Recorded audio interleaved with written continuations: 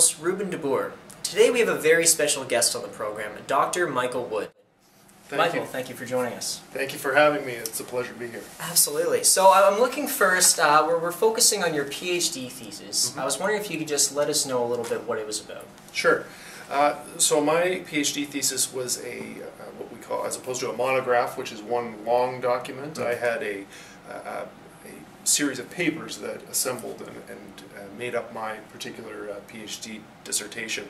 And within that, the general theme was trying to understand the way in which organizations sense and respond to environmental issues. Was this the format of the thesis that you were planning when you started out with your PhD, or was it sort of an evolution along the way? Yeah, absolutely. That's a great question. And I think in my case, it was very evolutionary, the process in terms of not only the topic that I was interested in, the theory that I was using, as well as my methods, but then also the overall structure of the actual document. Right. So it was very much a moving target, and which I think was, it resonated with, the relationship that I had with my supervisor resonated in terms of this kind of more meandering approach to research. It was more about taking a walk through the woods and without a clear path. We knew a general direction that we wanted to go, but it was more exploratory. And I know that with some students, they want to be on a highway that's well paved and well traveled, and it's very clear from start to finish how you get there. So that was something that just resonated with me. It was more exploratory. Right. So yeah, it was evolutionary, definitely. Is there any other tips or areas of focus that we should be looking at in order to ensure that our master's thesis will continue as planned?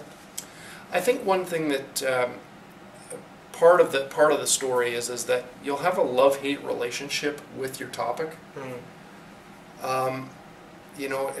Over time, you'll get sick of it. There'll be this, at the end of some days or some weeks, you'll go, wow, this is really boring. I'm so over it. I just want it to be done. Right. Whereas other days or weeks, it will be like, wow, this is amazing, and I'm so engaged by it. And it's just this kind of roller coaster experience. Yeah, at this time, you already received a Master's of Environment and Sustainability from Western Ontario. What made you decide to continue on with your education to this PhD?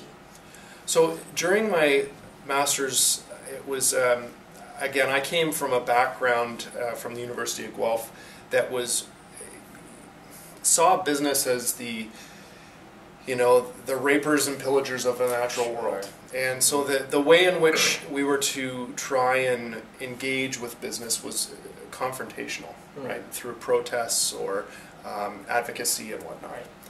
And during my Master's, one of the courses that we had was an introduction to this notion of business sustainability. And we were introduced to this topic of the triple bottom line. And I was like, wow, that's a really different way of looking at business and trying to understand the way in which business functions within our larger community and natural world. And so it was at that point where I was really taken by wanting to understand what that actually means and how practically businesses could apply these concepts to ultimately achieve the goals that I think we all want, and that's to realize a world in which we're not exploiting our natural capital.